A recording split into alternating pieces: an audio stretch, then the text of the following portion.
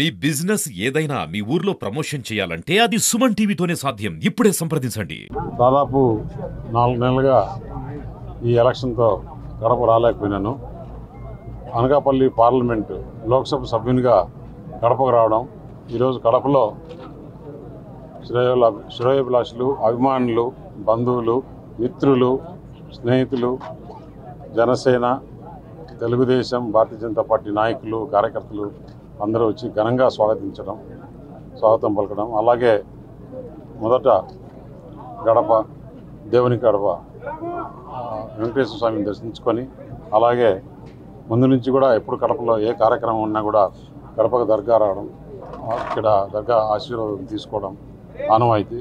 దాంట్లో భాగంగా ఇక్కడ రావడం జరిగింది.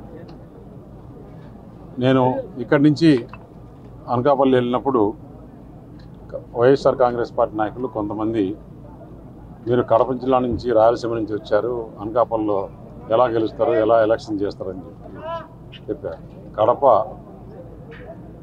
నుంచి వచ్చారు, ఇంతమంది విజయం ఓడిపోయారు, మీరు కూడా అలానే అవుతుందని చెప్పారు.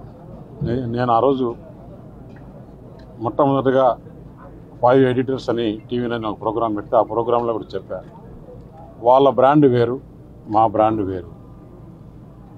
వాళ్ళ మాదిరి ఎక్కడ దౌర్జన్యాలు, అక్కడ భూ కబ్జాలు ఇవన్నీ చేయలేదు.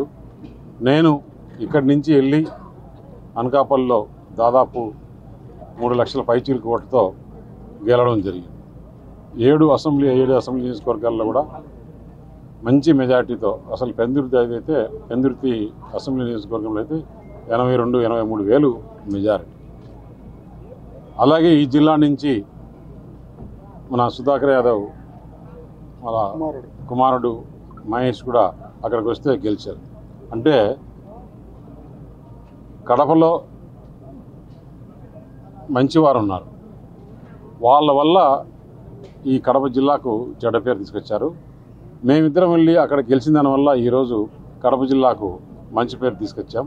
ఇంకా కూడా కడపలో కానీ ఆంధ్రప్రదేశ్లో కానీ అందరూ మెచ్చుకునే విధంగా పనిచేసి వీళ్ళు ఎక్కడన్నా కానీ బాగా చేస్తారనే మంచి పేరు తెచ్చుకుంటాం. అలాగే నా సొంత జిల్లా నుంచి ఇక్కడ ఏ సమస్యలు ఉన్నా కానీ నాయకులు అందుబాటులో ఉంటాను. అక్కడ సమయము, ఇక్కడ సమయము రెండు కూడా, ఇక్కడ ఉండే సమస్యలు, అక్కడ ఉండే సమస్యలు రెండు కూడా నా సొంత సమస్యల మాదిరి తీసుకుంటాను. అనకాపల్లి వెళ్ళాను, అక్కడి నుంచి లోక్సభ మెంబర్గా అయినా కూడా కడప జిల్లాలో కూడా తప్పకుండా నాయకుల్ని కలవడం, అలాగే ఇక్కడ సమస్యలను ప్రభుత్వ దృష్టికి తీసుకెళ్లడం, ఇక్కడ మంచి పరిపాలన జరిగే విధంగా ఎలాంటి ఇబ్బందులు లేకుండా, ఎలాంటి దౌర్జన్యాలు లేకుండా మంచి పాలన ఈ కూటమి అందించే విధంగా ఏదైతే ఎలక్షన్లో చెప్పారో, మేనిఫెస్టోలో ఉందో అవన్నీ కూడా తప్పకుండా అమలయ్యే విధంగా, అలాగే ఇక్కడ దౌర్జన్యాలు లేకుండా, దోపిడీలు లేకుండా, అవినీతి లేకుండా ప్రభుత్వం చేస్తుందని చెప్పేసి తెలియజేస్తున్నా. మీడియా మిత్రులకి అందరికీ కూడా ధన్యవాదాలు. ఎందుకంటే నేను ఇక్కడున్న అనకాపల్లిలో ఉన్నా కూడా కడప జిల్లా నుంచి కూడా నాకు మంచి సహకారం వచ్చింది.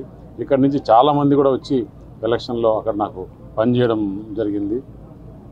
వారందరికీ కూడా ధన్యవాదాలు తెలుపుతున్నా.